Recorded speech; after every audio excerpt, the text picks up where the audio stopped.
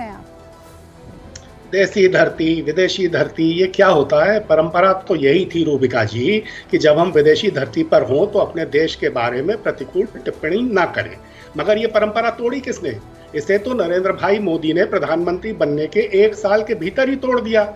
2015 में 14 से 16 मई तक चीन में और फिर 18 से 19 मई तक दक्षिण कोरिया में सियोल में उन्होंने क्या कहा? उन्होंने कहा कि मेरे प्रधानमंत्री बनने से पहले भारतवासी सोचा करते थे कि पता नहीं पिछले जन्म में कौन से पाप किए थे कि भारत में जन्म हो गया। फिर उसी साल 2015 में नरेंद्र भाई ने कनाडा के टोरंटो में रिको कॉलेजियम स्टेडियम में क्या कहा था? उन्होंने कहा कि पिछली सरकारों को जितनी गंदगी फैलानी थी उन्होंने फैलाई, गंदगी फैलाने वाले अब चले गए हैं, हमें तो अब सफाई करनी है।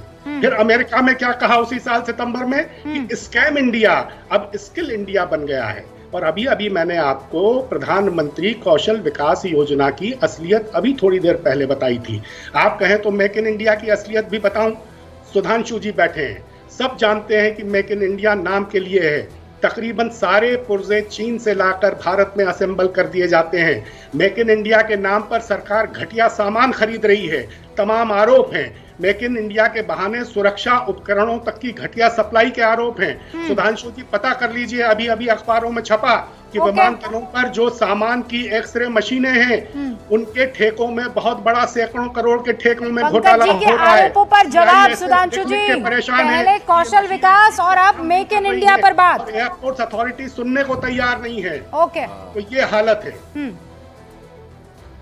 मैं मनोज काका जी और पंकज जी दोनों की बात का क्रमवार उत्तर देता हूं।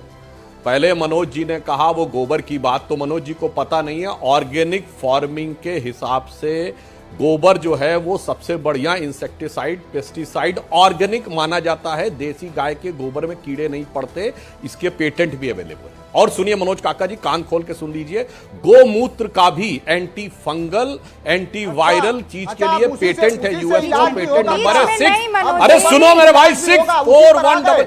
क्या बदतमीजी है, हर बात में चिल्लाना शुरू कर देते हैं। क्या तरीका है ये? कोई ये बोलेगा आप बीच में बोलने लगेंगे। मनोज जी ऐसे मत कीजिए ना, आपको मौका क्या तरीका है भाई? राष्ट्रीय चैनल पे सभ्यता और भद्रता के साथ बात करिए।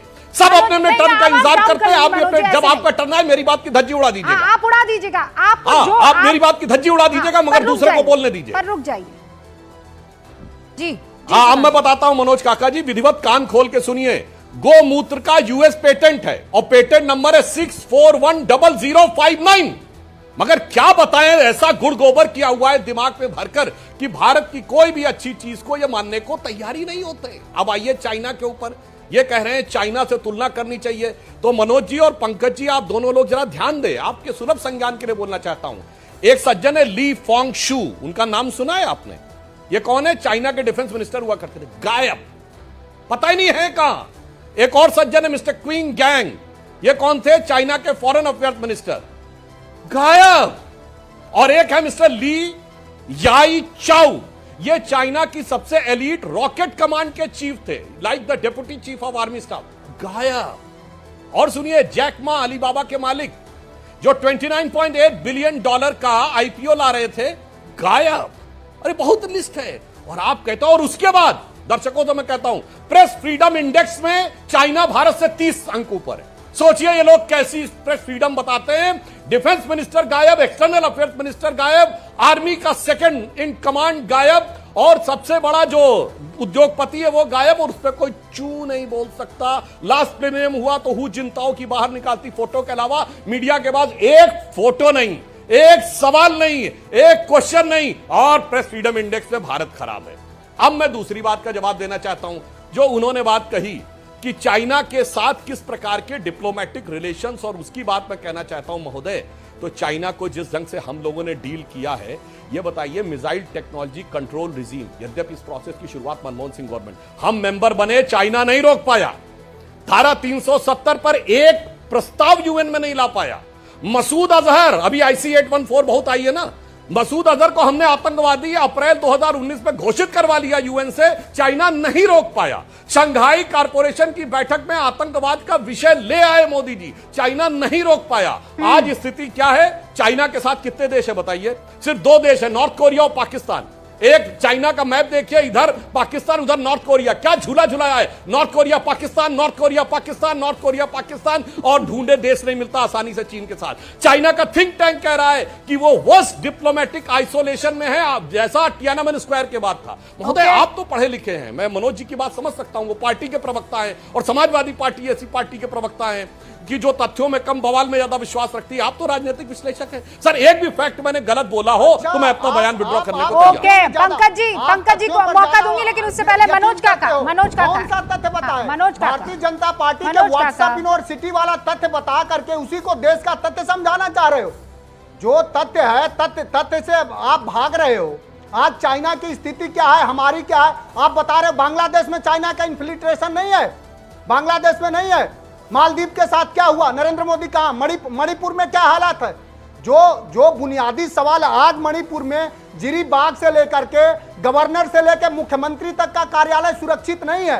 सारे जगह इस देश की सारी सामरिक जो हमारे दोस्त थे, नेपाल से लेकर के बांग्लादेश, सारे लोग आज हमारे खिलाफ हैं, लेकिन इनकी सामरिक नीति बहुत अच्छी है। सच बात कह दीजिए तो इनको बहुत कड़वा लगती है।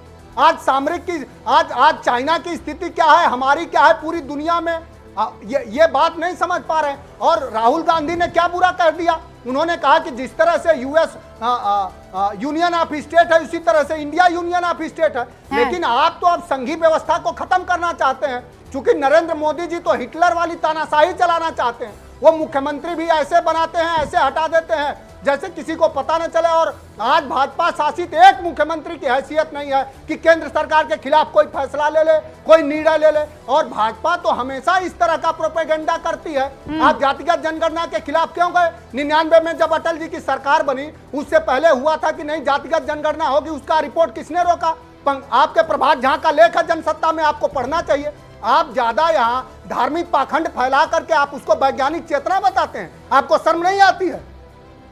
अच्छा, अब मैं आप गोबर वाली पद्धति को गोबर वाली पद्धति से बहुत संबद्ध हो रहे हैं। सारे आप इस देश में सारे लोगों का, सारे चीजों का अगर आप इनको रॉन्ग प्रूव कर दीजिए ना। मैं तो आपको पूरा मौका दे रही हूँ, अगर आप मैं आपको पूरा मौका दे रही हूँ। सुधांशु त्रिवेदी जी को आप गलत साबित कर दीजिए कि 3 चीनी नाम जो इन्होंने बताए हैं वो अभी भी अपने घर में मजे से अंगूर खा रहे हैं, उनको कुछ नहीं हुआ है।